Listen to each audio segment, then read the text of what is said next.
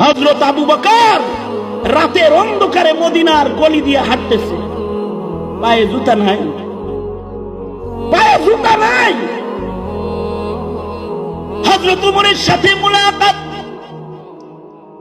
হযরত উমর বলে, আবু বকর রাতের অন্ধকারে কই যান? হযরত আবু বকর বলে, একটা বিধবা নারী তার থালা বাটি ধুয়ে দিতে যাই। হযরত উমর বলে, এ কারণেই তো আপনি খলিফাতুর রাসূল, আপনি সিদ্দিকে আকবর।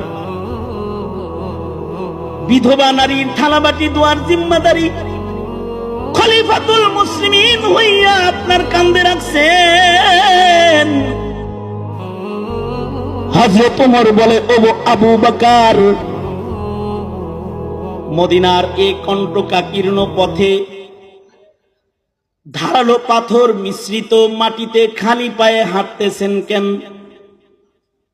ধারালো একটা পাথরের আঘাতে যদি আপনার পা কাইটা যায়, ধারালো পাথরের আঘাতে যদি আপনার পা ক্ষত হয়ে যায়, খালি পায়ে হাঁটতেছেন, এক জোড়া জুতাও আপনার নাই, অথচ বেতন বাড়াইতে চাইলে নেন না। হযরত উমর বলে, এই যে নেন, আমার জুতাটা খুলে দিলাম, এইটা পায়ে দিয়া একটু হাঁটেন, খালি পায়ে আপনি হাঁটবেন না। হযরত আবু বকর হযরত উমরকে বুকের মধ্যে জড়ায়া হযরত আবু বকর বলে, ভাই উমর, তুমি কি মনে করেছো আমার বুঝি একটা জুতাও নাই? অবশ্যই আমি আবু বকরের এক জোড়া জুতা আছে, কিন্তু উমর রে, নিঝুম রাতের নীরব মদিনার পথে আমার ও খরমের জুতা পায়ে দিয়া হাঁটতে আমার ডর করে।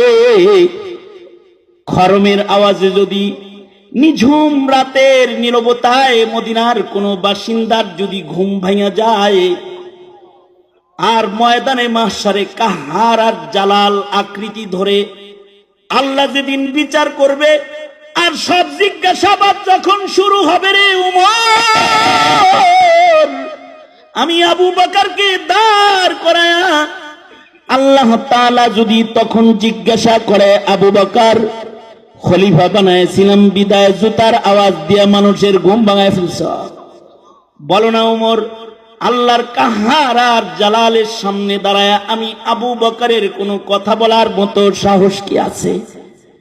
এই ভয়েরে উমর, আমি আবু বকর জুতা পায়ে দিয়া হাঁটি না। সুম্মা লাতুসআলুন্না ইয়াওমাইযিন আনিন নাঈম, এই প্রতিটা নিয়ামত সম্পর্কে জিজ্ঞাসা করা হবে। আল্লাহর রাসূল আরেক riwayate বলেন, প্রতিটা মানুষকে যে প্রশ্নের উত্তর না দিয়ে এক কদম লড়তে দেওয়া হবে না। সে চারটি গুরুত্বপূর্ণ প্রশ্নের ভেতরে একটি হলো আন উমরিহি ফীমা আফনা, তার বয়স সম্পর্কে, তার হায়াত ভিসা সম্পর্কে জিজ্ঞাসাবাদ করা হবে। এই হায়াতের প্রতিটা সেকেন্ড সে কোন কাজে কাটাইছে? মাহফিলে কাটাইছে, মসজিদে কাটাইছে, নাকি মন্দিরে কাটাইছে? ওয়াজে কাটাইছে, নাকি ডুগডুগি বাজাইছে? ডুগডুগি বাজাইছে। সে কি ইবাদত করেছে, নাকি পাপের মহড়া দিয়েছে? পাপ কার্য সম্পাদন করেছে। সে কি আল্লাহর গোলামি করেছে, নাকি ক্যাসিনো পাহারা দিয়েছে? সে কি দিন পাহারাদারি করেছে, নাকি তার হায়াতে নাস্তিক মুরতাদ কাদিয়ানীদেরকে সহযোগিতা করেছে? জিজ্ঞাসা করা হবে। হায়াতের জাররা জাররা সময়ের হিসাব আদালতে কিবরিয়াতে নেওয়া হবে। দ্বিতীয় নাম্বার প্রশ্ন করা হবে আন শাবাবিহি ফীমা আবলা, তার যৌবন সম্পর্কে। যে যৌবন আল্লাহ তাআলা তাকে দান করেছে, যৌবনের জাররা জাররা সময় কাকে দিয়েছে? যৌবন তো কোনো নেতার গিফট না, কোনো দলের হাদিয়াও না। যুবশক্তি, তোমরা যারা যুব সমাজ মাহফিলের আয়োজন করেছো, ধন্যবাদ জানাই তোমাদেরকে। তোমাদের এই যৌবন কোন নেতার গিফট না, অথবা এটা কোন দলের উপঢৌকন না। চিৎকার করে ইমানের আওয়াজে বলতে হবে, যৌবন কার দান? আল্লাহর দান, আল্লাহর নিয়ামত। এ নিয়ামত সম্পর্কেও জিজ্ঞাসা করা হবে, কাতরা কাতরা যৌবনের ফুটা তুমি কোন কাজে ব্যয় করেছো?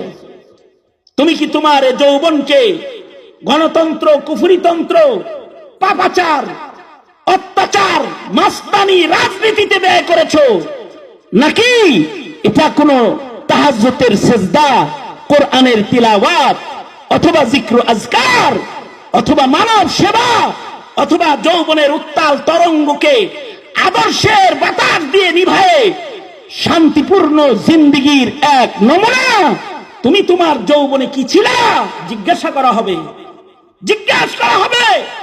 যৌবনের একটা মিনিটের হিসাব না দিয়ে এক কদম লড়তে দেওয়া হবে না, কাউকে লড়তে দেওয়া হবে না। সুতরাং যুব শক্তি, যৌবনের শক্তি দিয়ে তো কত কিছুই করলা। তোমাকে জিজ্ঞাসা, তুমি কি তোমার যৌবনে ইবাদত করতে পেরেছো? যদি করতে না পারো তো আজকে তওবা করো, এখন তওবা করো। किसी खाकी पे मत कर, किसी खाकी पे मत कर खाक अपनी जिंदगानी को, जवानी कर फिदा उस पर के जिसने दी जवानी को।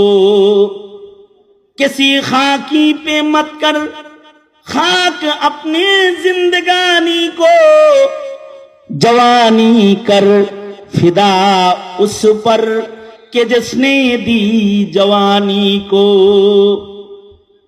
মাটির সাথে যৌবন মিটা দিবা না,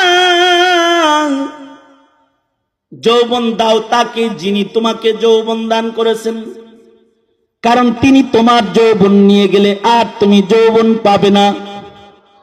তোমার যৌবনের শক্তি দিয়ে দরকার তোমার কিছু নামাজ, তোমার যৌবনের শক্তি দিয়ে দরকার রাতের তাহাজ্জুদ, তোমার যৌবনের শক্তিতে দরকার কোরআনের তিলাওয়াত, তোমার যৌবনে দরকার কিছু দ্বীনি বিপ্লব। নেতার বিপ্লব করেছো, দলের বিপ্লব করেছো, নবীর বিপ্লব করছিলা? যদি তুমি তোমার যৌবনে নবীর বিপ্লব না করে থাকো, নেতার নাম লয়েছো, দলের নাম লয়েছো, ধর্মের নাম নিছিলা? তোমার সামনে যখন কাদিয়ানীরা উঁচু গলায় কথা কইছে, যৌবন বুকে লয়ে তখন নীরব তামাশা দেখছো। হিসাব দিতে হবে আদালতে কিবরিয়াতে। 17 কোটি মুসলমানের যুব শক্তির সামনে যদি 5% নাস্তিক মোরতাদরা কথা কয়, হিসাব দিতে হবে মুসলমান তোমাদের যৌবনের। তোমরা তোমাদের যৌবন দিয়ে কি তাহলে নাস্তিকদের সহযোগিতা করেছো, নাকি তোমার যৌবনের উত্তাল তরঙ্গ দিয়ে আল্লাহ পাকের দ্বীনকে তুলে ধরেছো, ইসলামের বিজয় নিশান উড়ায়েছো?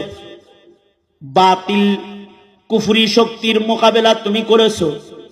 তোমার যৌবনের আওয়াজ যদি হয় আল্লাহর জন্য, তবে মনে রাখবে শাবুন নাশা ফি ইবাদাতিল্লাহ, ওই যুবক যারা তাদের যৌবনকে ইবাদতে কাটাবে, ময়দানে মাহশরে আল্লাহ তাআলা এই যুবকদেরকে আরশে আজিমের ছায়া দান করবে। আর যদি যৌবনটা গায়রুল্লাহর জন্য ব্যয় হয়ে যায়, যুবক হিসাব দিতে হবে আসমানের মালিকের আদালতে। হিসাব